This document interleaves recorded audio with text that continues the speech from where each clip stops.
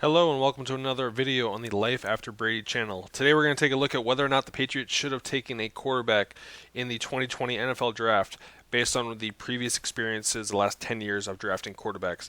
As we know, the Patriots went defense heavy to start, followed by some tight ends, and did not take any late round quarterbacks. They did sign two undrafted free agents to come as quarterbacks, but no drafted guys. Let's take a look at who the quarterbacks were they could have chosen from.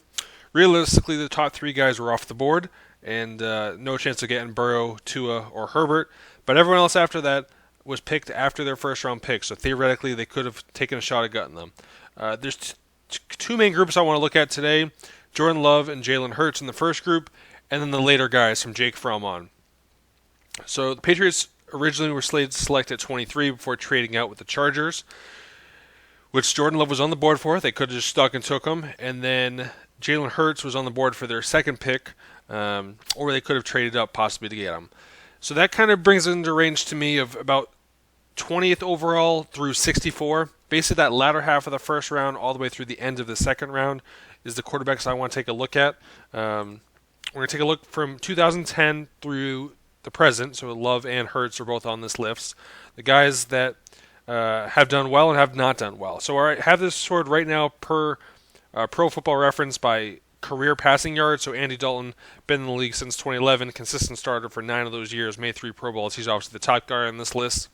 However you want to look at it, of the 16 guys on this list that were drafted between 20 and 64, 4 to 6 of them, I would say, have made it. Lamar Jackson, only 1 year so far, but one absolute dynamite year, Pro Bowl year. He's 9th on the list.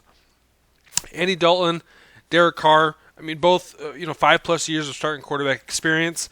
Kaepernick, to me, only 12,000 yards, but when he flashed, he was dynamic. 4 dynamic years. Brought his team to a Super Bowl.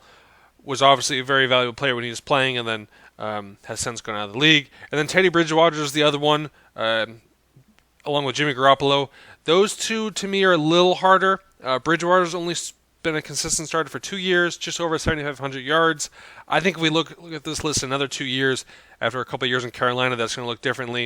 And the same with Jimmy. He's only had the 1 full year playing for the 49ers. Had the torn ACL 2 years ago. So Jimmy and Teddy are a little harder to say, but they've probably worked out well. The thing that I notice is those were all second-round guys I just listed, besides Bridgewater and Lamar, which were both pick 32.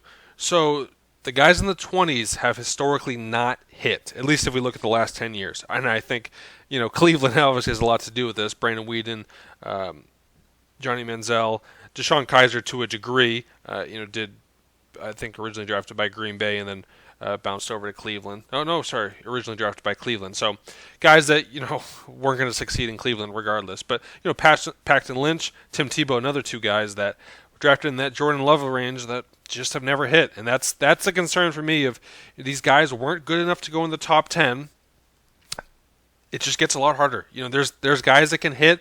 Lamar, obviously, being the biggest example of guys that can hit. But at this point, you're hoping for an average starter, and it's only happening about 33% of the time right now, which that's not the best odds. So for 33% of the time, do you want to go after that? Or, hey, let's give Stidham a year and see what happens, and if not, this chances will be here next year for you to go get a guy if you don't love Jordan Love or Jalen Hurts.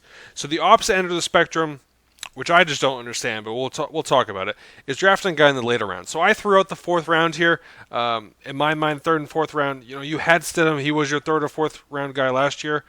Why not just see if he can play?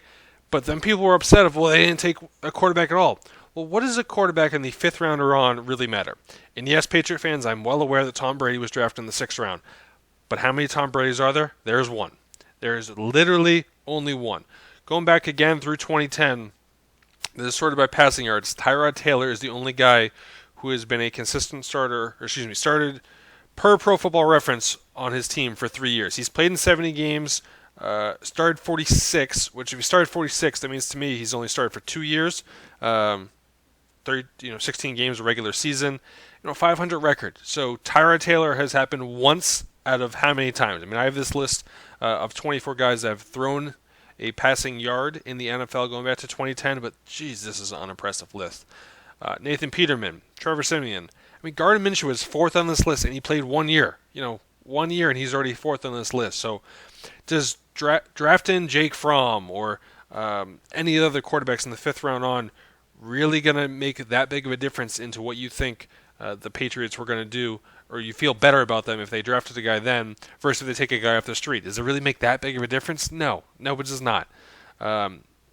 They didn't love any of the guys, clearly, therefore they didn't take any of them. They didn't draft any of them. So to me, not that big of a deal that they don't draft a guy here, and then not that big of a deal you draft a guy here.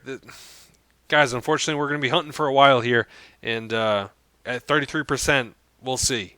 It's just not going to happen quickly, which is why I'm happy the Patriots did not select a quarterback in the 2020 NFL Draft. Let's build up that defense and get a more solid team so that when we do find the quarterback, they're ready to hit and to go back to a Super Bowl. Thank you for joining us for the episode of Life After Brady. If you enjoyed the video, please leave a like and subscribe. Have a good one.